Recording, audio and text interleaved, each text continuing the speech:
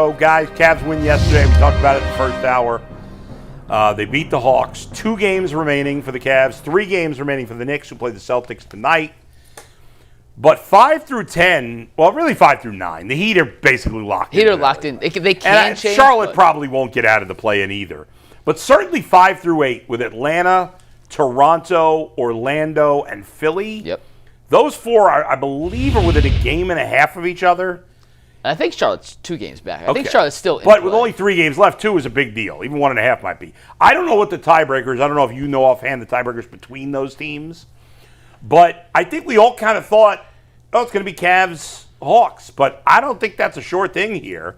No. With Toronto's only, I believe, a half game back of Atlanta. Yes. So, I mean, when you look at the possibilities, let's talk about the. You want to add Charlotte in the conversation or no? For the sake of this, let's put Charlotte in Okay, there. so we'll leave Miami out, obviously. Yeah. Atlanta, Toronto, Philly, Orlando, Charlotte. Especially if you consider the Cavs could move up to 3. Mm-hmm. There's 5 teams they could possibly play.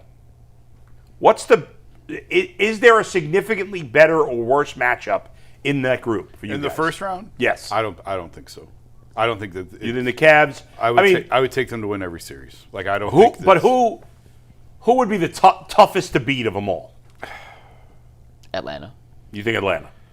I want to say Atlanta, but I also think Atlanta has some of that. We're happy to be here. Like okay. They're still. I picked the climbing. Cavs in 5 against Atlanta. I mean, Orlando and Philly probably have the most experience, I right? think Orlando. The task with Orlando is just the physicality of the series. Like I'd rather not with this team. Okay. Yeah. Here's how I see all the scenarios. Philly is a weird one. Philly's I know weird. you have no faith in Embiid, but they still have Embiid and Maxey. Yes. And Paul George is playing really And well. Paul George, and VJ yeah, Edgecombe's still playing well. And Quentin Grimes. You just don't know what you're getting with them, and they could have 1 game of Embiid, and then he's out the rest of the series. Right. And that's the biggest wild. If we're going to go over these, Philly's the wild card. Philly's got the most.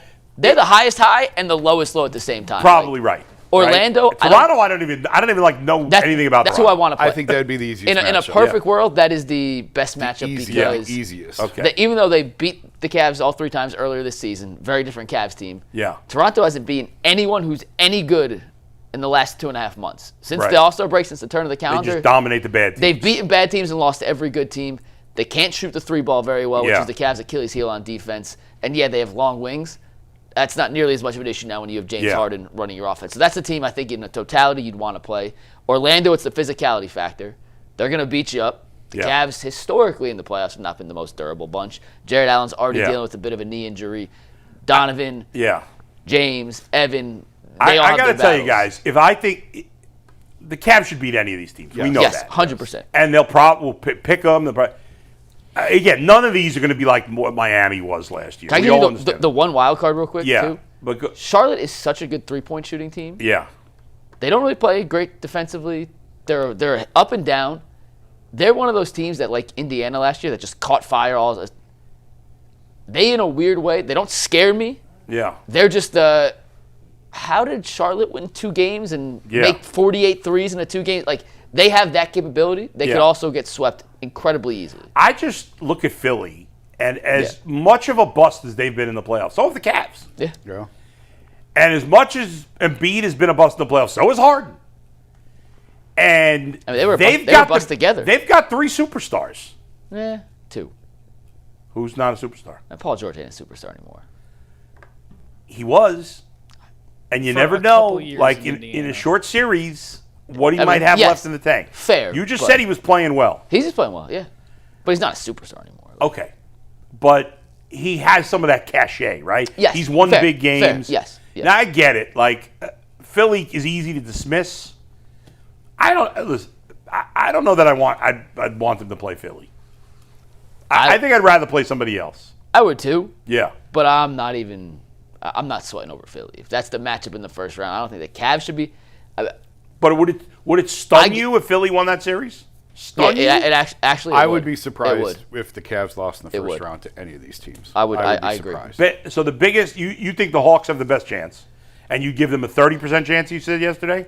Yeah, just the Hawks, you can even see it last night. They're long, they're physical. the Cavs are a better team. If they played Atlanta in the first round, Cleveland has 4 of the 5 best players in that series. They should not lose that series. Right. I would give Atlanta like a 15% chance. Okay. Yeah, I think. All right, you said 30 yesterday. I think. After seeing it in person, I give it 25, and that's probably been a little generous. I mean, if they played a series 100 times, would Atlanta win 15? I don't even know if Atlanta. Yeah, I'd probably 15. Okay. Would you give anybody else a higher percentage than that? I'd probably give Philly a higher percentage than Okay. that. 20, Not by much. 25? Yeah, somewhere in there. All right. So it's not like, again. Cavs should win any of these first-round series. But they should all be point blank competitive. I'm not expecting the Cavs to sweep No. or win in 5 even. No. No? I think winning 5 6 in certain games? matchups, but I think 5-6 is the right range for any of these. All right. So in the end, we don't care who they play. No. So the team you'd least rather play is Orlando because of the physicality? Is that it? Orlando or Philly. Orlando or probably. Philly. And I'd put Toronto, I think, is the least scary. What do you think about Charlotte? Mike is a little something about Charlotte. They just randomly they They're can get very hot. off the radar because they're never on TV. They can just get hot. They're the one team that, talent-wise, they have the long, lanky wings. They've been playing a lot better down the stretch. Since the second half of the season, they've been good. Right. They've cooled down a little bit. Yeah. And I would not pick the Cavs to lose. Like, I want to make that abundantly clear. Yeah. They're just a team that has a crazy three-point variance. Yeah. The Cavs sometimes struggle to guard the 3. It could be a weird series where their strength plays into the Cavs' weakness. Yeah. And it could be a series in a way that a 3-6, 4-5 shouldn't really be. I would still put them closer to Toronto Yes. than Okay. the Well, what do you mean it shouldn't be? 4 or 5 series are usually very competitive. What are you talking about? Just the cachet of the Cavs with James Harden and Donovan Mitchell and all they've proven in the what they've proven in the playoffs is still significantly more than what LaMelo Ball, Brandon Miller, and Concanipple have proven in the playoffs. It's not enough, but comparatively speaking, it is. I mean, it in is fairness, still those guys haven't really had a chance. LaMelo Some of them. Ball's been in the league. Charlotte- for Ball, quite a but while. not the other guys. Charlotte is like Atlanta in the happy to be here Yeah. category. Yeah. Yeah, How Making good is progress. this Knepple guy? I've barely seen him play. He's Is so he going to be a fun. star? he's really freaking good. He might be the second best shooter in the world right now. Really? He's going to set the rookie record for. I think he already set the rookie record for threes made. He Wow. does things that Klay Thompson couldn't do till his 4th or 5th year in the league.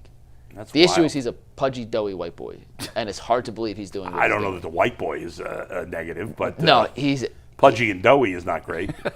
he's. Can he not 6'7". play any defense? No, he can't. He's 6'7". He's. I love him. Like Wait, He did already can set the or he record can't for play he's a pretty good defense? defender. So what's the problem with him being pudgy? Nothing. He just doesn't look like he should be nearly as good as he is, and he's an assassin. You okay? Jeez. Jason's choking to death on water. Knipple man. did break the rookie record already, by the way. Is he leading the Okay. entire? Is he leading the entire NBA in threes made? Let me look that up real quick. I'm pretty sure he's leading the entire Percentage or No, just threes? total threes made. I almost spit water all over the helmet. All right, I'm Still good. not right. I'm good. The thought of the Cavs losing the first round has literally Really almost choked me up. killed Jason. Yeah. I All get the- right. So where is he percentage-wise? Is he shooting a high percentage? Or? Yes, and I'll tell you in a sec. Go ahead. Andy. He's 4th in three-pointers made. Right now, I'm looking it up. And what'd you say, three-point percentage, From Bull? percentage, yeah. Three-point percentage, he is at 42.9%. Wow. Which is Pretty what? good. I mean, that's Pretty good. No, where does that rank? 46 leads the league, so he's at 43 on What is insane Steph? volume. What's Steph's career 3-point percentage? Like 42, 43. That's just nuts. Yeah. It is nuts. And this is a 19-year-old kid, first year in the NBA, still figuring out the league, making an absurd amount of triples at that. Yeah. Steph's career is 42.2. Yeah. Who's leading the league in 3-point shooting this year, percentage-wise? I don't know.